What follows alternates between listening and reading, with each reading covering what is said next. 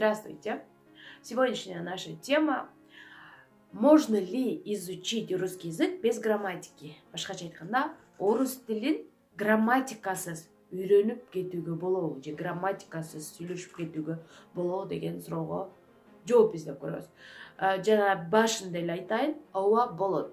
Грамматикасыз, эч кандай китепсиз орус тилин үйрөнүп кетүүгө болот. Болгону эле ага 3 шарт болуш керек. Биринчи шарт: биз орус тилдүү өлкөдө жашашыбыз керек, то есть русскоязычный өлкөдө жашашыбыз керек аны үчүн. Экинчи, русскоговорящий, русскоязычныйлар менен прям интенсивно сүйлөшүү процесси болуш керек. То есть практика утром и вечером, прям целый день практика болгудай, прям каждый день практика болгудай болуш керек. И үчүнчү, убакыт. Без грамматика сүйлөшүп кетүү үчүн 1 жылдан 3 жылга чейинки убакыттын ичинде аралыкта сүйлөшүп кетсе болот. Эгерде башындагы бир экөөсү болсо. 1 жылдан 3 жылдын аралыгында сүйлөшүп кетсе болот. Бирок ошол эле учурда, мисалы үчүн Россияда жүргөн кээ бир мекендештерибиздин арасында 1 жыл эмес, 5 жыл жашап деле бирок орус тилин билбейт эмес, сүйлөбөйт эмес, сүйлөйт, бирок толук эмес, жарым-жартылай, өзүнө ишенбей, неуверенно сүйлөшүп жүргөн мекендештерибиз жок эмес.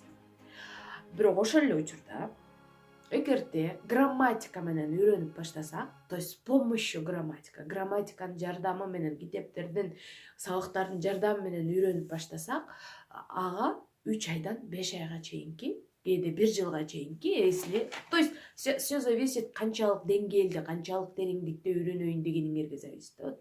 Эгерде разговорный, прям күнүмдүк жашоодогу разговорный русский языка 3 айдан 5 айдын ичинде сонун үйрөнүп кетсе болот. Именно разговорный. Эгерде ошол 3 айдын ичинде, если заниматься по-серьезному, чындап, серьезно, через день эле сабакка барып коюу эмес, сабактан сырткары өз алдынча үйрөнүү менен аракеттенсе, анда 3 айдын ичинде прям мыкты результаттарга жетсе болот. Эми грамматика бул это как фундамент дома, үйдүн фундаменти сыяктуу. Ал көрүнбөйт кишиге, бирок ансыз үй турбайт деген сыяктуу. Просто с грамматика менен мы более уверенно в себе говорим. Например, красивое платье. Кээ бир учурда красивое платье десе, красивое платье дегендей угулат. Платье дегендин аягында я болсо женский род деп ойлоп алышы мүмкүн, грамматикасыз үйрөнгөндөр. А мы знаем, что платье это средний род, а аягында я болгондо бул көйнөктөр деген, наоборот, көптүктөрүн билдиргенини грамматика менен үйрөнгөндөр точно билет, и поэтому красивые платья деп айтат. То есть уверенность. Кайсыл учурда в маршрутке дейбиз, мисалы үчүн, или кайсыл учурда на маршрутке дейбиз.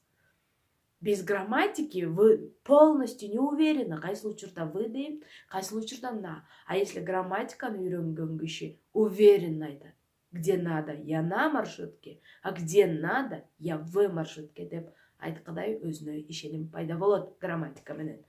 Так, андан кийин, бирок ошол эле учурда грамматика керек, но не вся грамматика. Бүт грамматиканын разговорныйга кереги жок. Мы в школе как учили русский язык?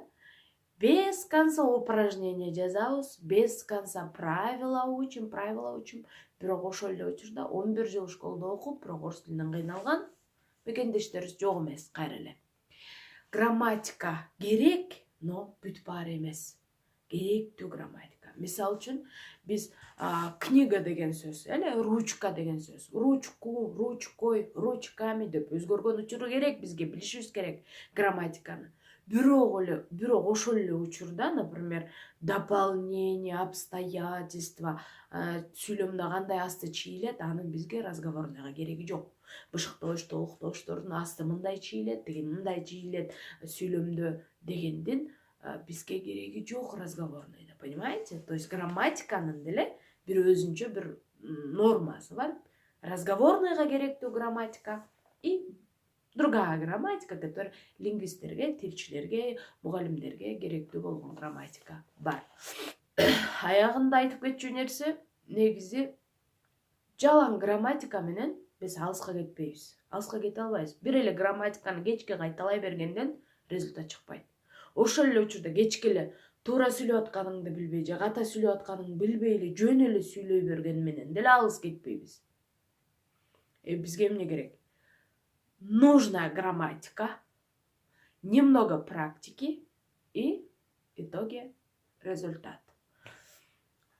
Всем удачи, всем спасибо и пока, еще увидимся.